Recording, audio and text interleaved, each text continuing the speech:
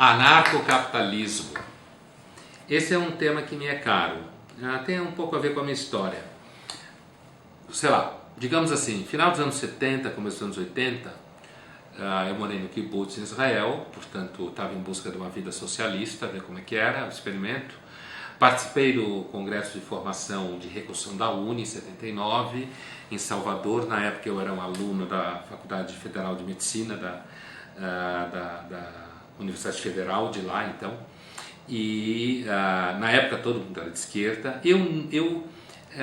No espectro dos movimentos de esquerda na época, eu simpatizava com o movimento anarquista. Não tanto porque eu acreditasse em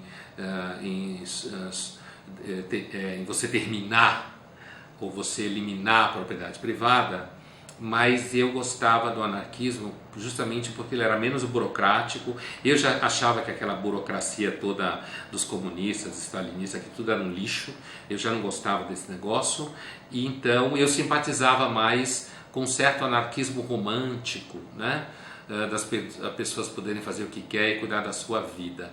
Agora, na realidade também o movimento estudantil era muito importante, como eu já disse várias vezes, porque era uma agência social, né? Num ambiente em que a revolução sexual estava chegando no Brasil, e da classe média alta e média, e o movimento estudantil era um lugar onde se encontrava meninas liberadas.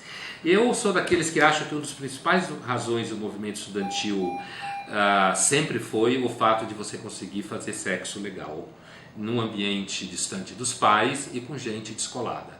E isso também funcionava naquela época.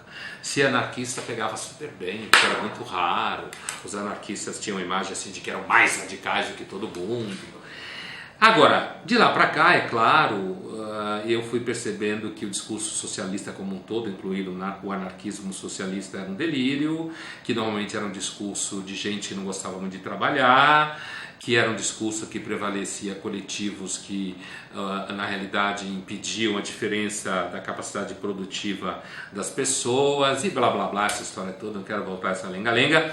Mas eu tenho uma certa simpatia pelo que se chama hoje anarcocapitalismo, por razões óbvias. Eu sempre fui muito simpático à ideia de liberdade do indivíduo, apesar de não acreditar nessa utopia de que todo mundo é livre de tudo. Acho que isso é uma utopia.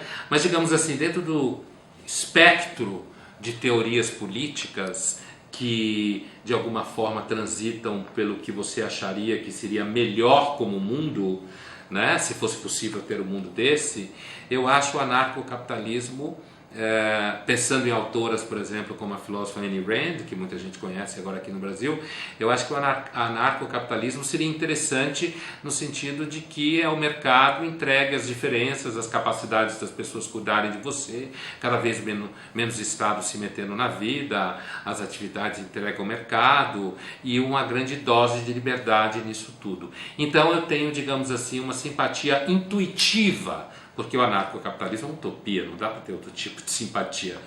Mas digamos que do menu utópico que tem por aí no mercado, eu, por razões que eu expliquei, eu sempre tive uma simpatia pela ideia do anarquismo, porque eu nunca gostei de gente que manda em mim, nunca gostei de pertencer a instituições pesadas, nunca gostei de reunião, nunca gostei de depender muito de um monte de gente para fazer o que eu quero.